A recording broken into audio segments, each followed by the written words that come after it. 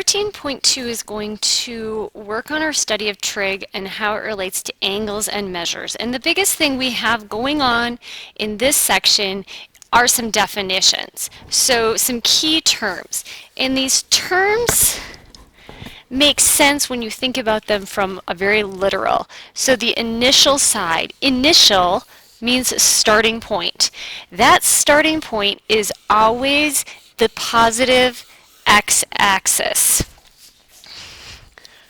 We always move or measure, talk about standard position or initial side when it is on that positive x-axis. Now the terminal side, terminal means to end, it's the ending point. Wherever that angle ends is the terminal side.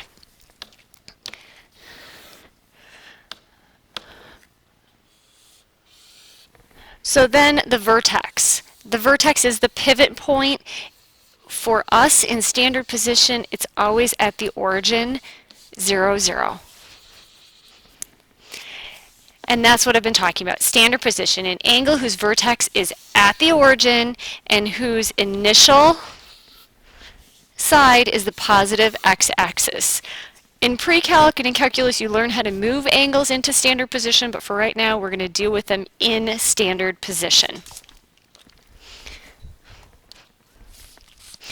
A positive angle is going to be a counterclockwise rotation from standard position. So you see here, if I take and I go in this direction, it's a positive angle. A negative angle goes in clockwise. So you see that here. If I start in this standard position and I go this way to my terminal side, I end up with a negative angle. It's basically like a turn left, turn right signal. Positive, go counterclockwise. Negative, go clockwise around. Coterminal angles. Now, co means together, so, and terminal means end. So these are angles that end together. They end at the same spot. Now, I might do something like all the way around plus, or I might do a positive and a negative. So for example, let's look at this example down here of something that would be coterminal to 30 degrees. So let's draw a 30-degree angle. It's positive. So we're talking about this angle right here.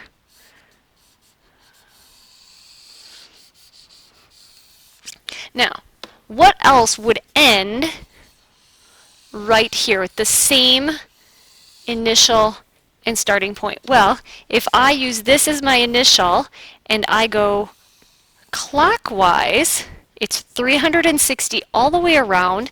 From here to here, I've actually gone negative 330. That would be coterminal.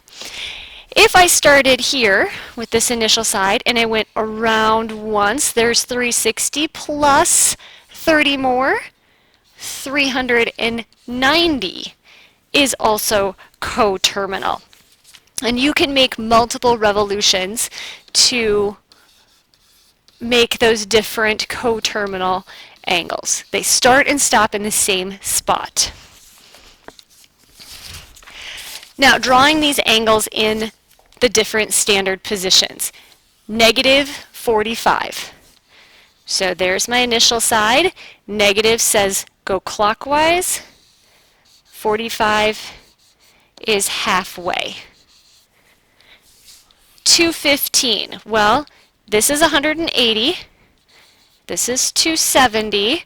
So I'm going to go initial side. Going to go counterclockwise around 180 plus a little more, and I end up with 215. 405. Well, 360s all the way around, so I went all the way around plus how much more? And when I subtract those,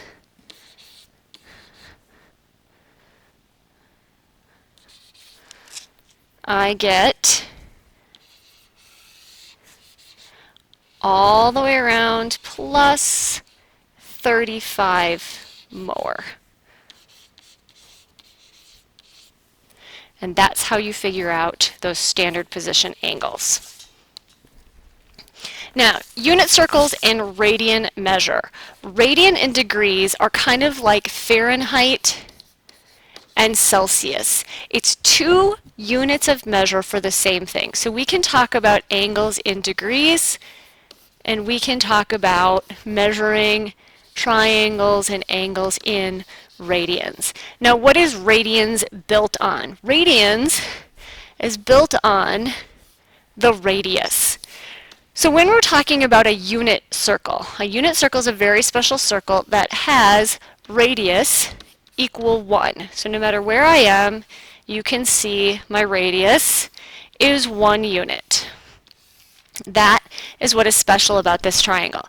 So we've said in degrees, 360 degrees is all the way around. Now, all the way around, that sounds a lot like circumference, which is when we walk all the way around. So what is the circumference of a circle? Well, it's 2 pi r. So in this situation, the circumference is 2 pi times 1. So my circumference all the way around is 2 pi. That is the radian.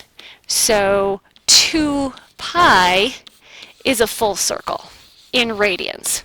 So really what we're saying is that 360 is equivalent to 2 pi, kind of like 32 degrees Fahrenheit is freezing, 0 degrees Celsius is freezing. Those are equivalent values. So we could actually set up a ratio of these two. So degrees compared to radians would be 360 over 2 pi, reduce your fractions, 180 over pi. If I flip my ratio and do radians to degrees, I would have 2 pi over 360, which is pi over 180. That's how these two compare. That would be my conversion value, which leads us to converting between. So to rewrite radian in degrees, so this one is going to go radian to degrees, you multiply radians by that conversion.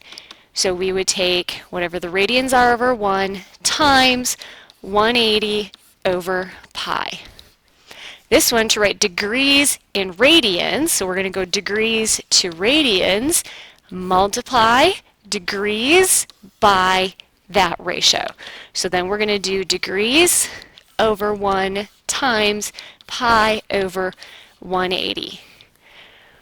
When you're doing this, radians will always have pi in your answer.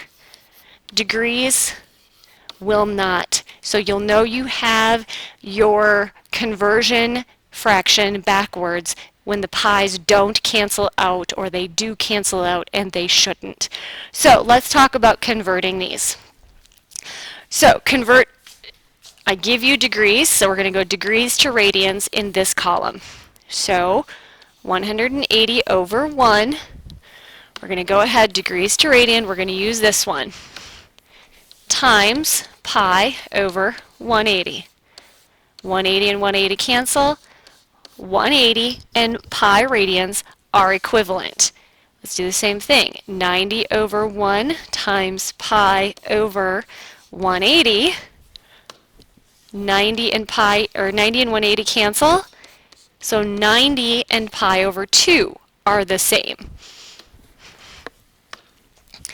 270 over 1 times pi over 180.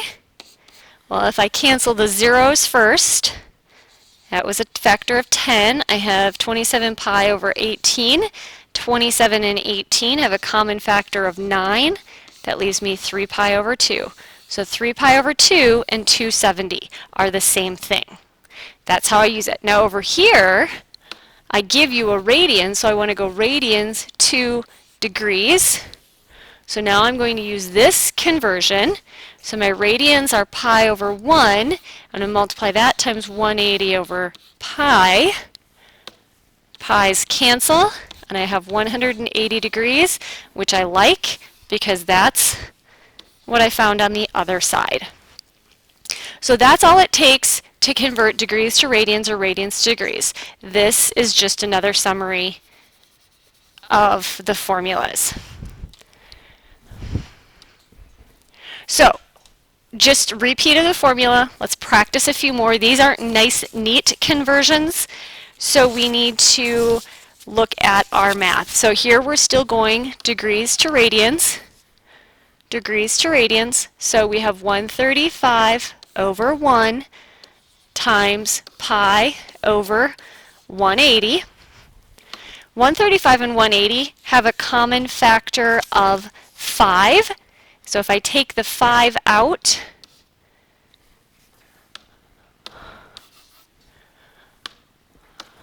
five goes into 135 27 times. 5 goes into 180 36 times. I see a common factor of 9, and I end up with 3 pi over 4. So 35 degrees and 3 pi over 4 are equivalent. 240 over 1 times pi over 180. The first cancel are those zeros, so I have 24 pi over 18. 24 and 18 both have a common factor of 6, and I'm left with 4 pi over 3. Now over here, I need to go radians to degrees. So I take my 7 pi over 4, that's going to be times 180 over pi. The pi's cancel. 4 goes into 180 45 times. 7 times 45 is 315 degrees. Pi over 3 times 180 over pi. Your pi's cancel. 3 goes into 180 60 times. So the conversions are very simple. Now we're going to skip the unit circle in your notes because that is on a separate video. This last example is a coterminal angle to 7 pi over 3. Now we can do those coterminal angles in the exact same way, but we have to figure out where this is. So this is 0 or 2 pi, we said was all the way around. Half of that would be pi. A quarter of it would be pi over 4, and 3/4 of the whole thing, which is 2 pi, cancel, leaves a 2, is 3 pi over 2. So those are our key points, but this is pi over 3. So I want to think about these in terms of 3's as their denominator. So if I make a common denominator over here, that means I have 6 pi over 3. Oh, this is bigger. It's 1 full revolution plus something. So 7 pi over 3 means I went 6 pi over 3 1 whole time plus 1 pi over 3 more. So this is 1 revolution plus more, plus a partial. So where's pi over 3? Well, pi over 3 is less than pi over 4. So pi over 3 is about right here. So this angle, terminal position, initial position, goes all the way around to right there. So 7 pi over 3. So something that's coterminal to it would be pi over 3. If I start here and I go backwards for negative, I was at, remember, 6 pi over 3, and I did all but pi over 3, so my other coterminal angle would be negative 5 pi over 3.